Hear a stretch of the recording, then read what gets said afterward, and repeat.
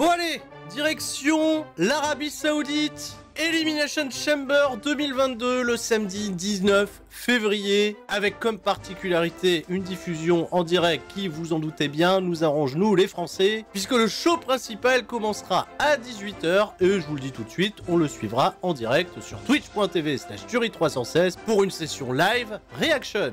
Une heure plus tôt commencera le kick-off, mais dans le kick-off, il n'y a pas de kick-off, il n'y a pas de match annoncé en tout cas dans le kick-off pour l'instant. Alors si vous le voulez bien, ne perdons pas de temps, dirigeons-nous vers ces 8 combats qui nous sont présentés dans le dernier Premium Live Event avant WrestleMania. C'est vrai qu'il n'y en aura pas au mois de mars, il n'y aura pas de Fastlane par exemple. Donc c'est probablement ici que tout va se jouer, que tous les combats sur la carte de WrestleMania vont commencer peut-être à prendre forme. Et un constat qu'on peut faire sur ces fameux shows en Arabie Saoudite qui ont clairement évolué depuis la dernière version, Crown Jewel fin 2021. Fini les combats d'exhibition, fini les situations un peu cringe des mecs qui s'intéressaient pas du tout au show. C'est vrai que le dernier Crown Jewel c'était un show particulièrement agréable à regarder.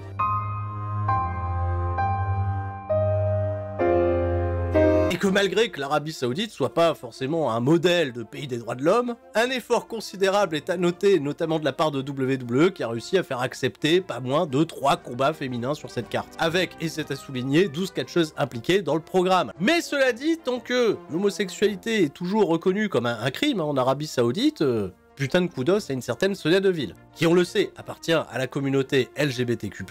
J'espère que tout va bien se passer et croisons les doigts. Voilà, j'ai rien d'autre à dire. Commençons justement, ça sert de transition par ce match tag. Ronda Rousey et Naomi feront face à Charlotte Flair et Sonya Deville avec, il semblerait qu'il y ait une stipulation qui va s'ajouter, en tout cas qui sera probablement officialisée dans la nuit de vendredi à samedi avec SmackDown. Il se peut que Ronda Rousey catch avec une main dans le dos. Voilà. Et mettre un peu de piquant dans la rivalité récente entre Charlotte Flair et Ronda Rousey dans la route de WrestleMania où les deux femmes devraient probablement main eventer la nuit 1. Ce qui va nous permettre, je l'espère, de faire un premier constat de l'état de forme physique de Ronda Rousey. Même si voilà, je préférerais la voir avec les deux mains libres pour pouvoir me rassurer. Je pense vous rassurer vous aussi. Mais en termes de pronostic, j'irai sur une victoire de Charlotte Flair sur Naomi, histoire de protéger Ronda bien entendu. Mais ceci dit, de l'affaiblir tout juste ce qu'il faut pour construire déjà les prochaines semaines de Weekly du côté de SmackDown, parce qu'il va y en avoir beaucoup. Avant WrestleMania, championnat par équipe de SmackDown, les Usos défendent contre les Viking Raiders. Il n'y a pas grand chose qui a été fait pour nous impliquer, nous embarquer dans ce programme. On a ceci dit 2 bonnes équipes qui sont bien entendu capables de nous livrer un très bon match de catch qui pourrait peut-être même être le show stealer de la soirée et de ce fait absolument pas nous refléter ce qu'on a vu ces dernières semaines du côté de SmackDown. On a fait des matchs 1 contre 1, c'était pas terrible. Personne n'a eu beaucoup de temps pour s'installer, pour briller et j'irai d'un pronostic une victoire des Usos que je vois conserver les championnats jusqu'au moins WrestleMania. Rey Mysterio contre le Miz, dernier combat ajouté à la liste d'Elimination Chamber. Ça fait à peine 3 semaines que le programme s'installe. En effet, ces 2 noms quand même qui rayonnent dans l'univers de WWE. C'est un peu délicat de faire perdre Rey Mysterio à quelques jours de la sortie de WWE 2K22, vu qu'il est la cover. Mais en même temps, le Miz, il a quand même besoin de gagner quelque chose parce que depuis son retour, oui, force de constater qu'il a rien gagné, à part une victoire contre Dominique qui sert pas à grand chose. Une victoire contre Rere, même en grugeant, ce serait pas de refus pour déjà le rassurer dans sa route de WrestleMania. Parce que là, le Miz, pour l'instant, il a pas trop de programme dessiné pour WrestleMania. Le kebabier Drew McIntyre dans un Falcon Anywhere match contre Madcap Moss. aka joyeux copain, voilà. Et puis on peut faire tout ce qu'on veut. Et puis il l'a menacé, je vais te découper à l'épée. Un bras, une jambe, un pied. Qui n'a vu corps là, du pied? Non. Le pouce? Non. Un bout de caco? Non. Bref, une boucherie réservée pour l'Arabie Saoudite, parce qu'il va encore... En fait, est-ce qu'il va se servir de son épée? Est-ce qu'on va couper des gens? Je souhaite pas, parce que quand même, il y a tentative d'homicide, là, c'est... On mutile pas dans le catch, et c'est interdit, à part les yeux, J'ai surtout l'impression que ce match, c'est un arbre qui cache la forêt, ça va peut-être pas vous plaire, mais oui, il se peut bien que Drew McIntyre, sa route de WrestleMania, le conduise directement à Happy Corbin. Happy Corbin, Drew McIntyre en 1v1 à WrestleMania, ça envoie pas du rêve. Surtout, c'est un match qui nous a été présenté dès lors qu'ils ont pu le présenter, ils l'ont fait ce match-là. Mais Happy Corbin, il est construit fort. Ils le décrivent sur une série d'invincibilité en 1 contre 1. Donc voilà, quand je parle d'arbre qui cache la forêt, Madcap Moss, c'est une étape. Pour que notre kebabier, dans un programme d'attente salade tomate oignon depuis désormais El Innocel cet été, reste, on lui souhaite d'être pertinent et d'attendre son tour pour faire face à Roman Reigns dans la saison qui suivra à WrestleMania. Victoire de peut-être victoire de Madcap Moss en réalité pour donner des arguments. Si ça se trouve, ils vont builder 2 contre 1, on sait pas. Mais c'est pas le programme le plus intéressant.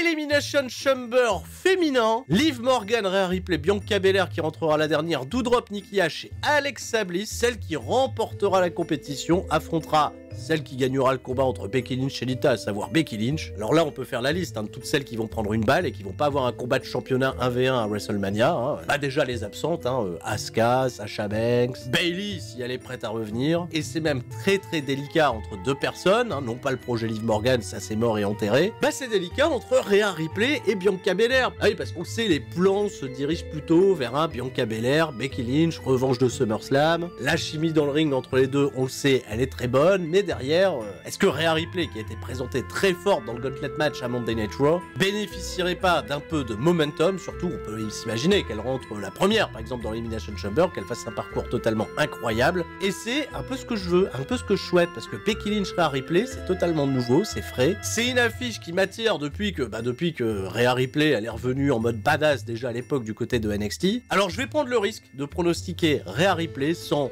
particulièrement y croire. Bon, j'ai spoilé bien entendu mon pronostic pour ce qui concerne Becky Lynch qui défend contre Lita. Alors c'était une route très très curieuse pour Becky Lynch qui se chie dessus à l'idée d'affronter Lita, et ça je comprends pas, voilà, je sais, c'est historiquement son héroïne d'enfance, mais pour autant voilà, c'est un peu triste pour moi, je suis assez insensible au côté star power de Lita. Lita en effet, je peux pas lui enlever, elle a ce côté iconique qui persiste voilà, dans les mémoires, mais son envie de nous laisser croire qu'elle a encore un run en elle, bah, j'ai du mal à y croire. Et c'est l'opération, là il va falloir nous convaincre. Alors j'ai envie d'être agréablement surpris, je vous le cache pas, j'ai pas envie particulièrement de jeter du sel sur le combat avant qu'il ait lieu, mais bon voilà, je joue la carte de la sécurité, bien évidemment Becky Lynch va conserver ce championnat. Roman Reigns défend le championnat universel contre Bill Goldberg. Ah, Roman Reigns il veut Goldberg et Goldberg. Attends-toi au pire Roman Reigns, parce que je te rappelle que moi Bill Goldberg en Arabie Saoudite, eh ben j'avais déjà Goldberg et le Fiend et j'avais été à WrestleMania. Bon allez, ça suffit.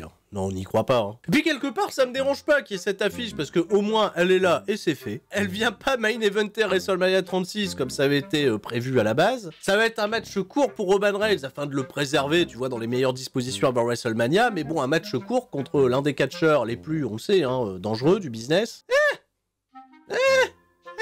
Bon, j'ai quelques craintes, je vous cache pas, j'espère que personne va ressortir blessé. Que Roman Reigns n'ait pas de siège aux côtés des Bret Hart et Undertaker, que tout se passe bien, que ça soit court, net, efficace. Avec, il faut s'en douter, une parade pour que Goldberg reste protégé, une gruge d'Heyman, une gruge des Usos, il y aura de la gruge. Mais victoire de Roman Reigns, ou même s'il gagne pas, il conserve sa ceinture, il va à WrestleMania et Goldberg... Goldberg, il a pas de route pour WrestleMania d'ailleurs, tiens, Goldberg, c'est même son dernier match, techniquement sur son contrat, je serais pas étonné en revanche qu'il revienne. Puis je pense que vous aussi, vous avez envie qu'ils reviennent pour qu'on puisse faire voilà, des cris bestiaux. Voilà, Goldberg, avec la musique là.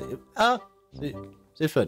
Enfin, le championnat WWE sera disputé dans un Elimination Chamber entre 6 participants. Bobby Lashley défend contre Riddle, Seth Rollins, Brock Lesnar, Austin Theory et AJ Styles. Bon, bah là aussi, gros suspense. Parce que d'entrée, je m'excuse pour eux, je m'excuse pour tout le bien également que je pense de ces 4 hommes. Riddle, Seth Rollins, AJ Styles, Austin Theory. Il y en a malheureusement pas un seul qui a été véritablement considéré dans la construction de ce combat. Tout tourne autour de Bobby Lashley et de Brock Lesnar. Et tout laisse à croire également qu'on est à WrestleMania, un combat à titre contre titre entre Roman Reigns et Brock Lesnar. Alors ce qui est marrant, c'est qu'on lit, tu vois, sur internet titre contre titre, mais qu'il n'y a pas d'idée de faire un winner take all, c'est-à-dire que ce serait juste un match d'exhibition, quoi, titre contre titre. Brock Lesnar, c'est les Survivor Series en réalité si on fait ça. Alors, c'est sur ce point que je n'exclus pas le fait que Brock Lesnar, qui est ultra favori pour remporter le match, bien entendu, puis déjà, il va falloir le battre pour pouvoir l'éliminer. Je garde une petite fenêtre d'espoir pour qu'un autre vainqueur soit décidé en Arabie Saoudite.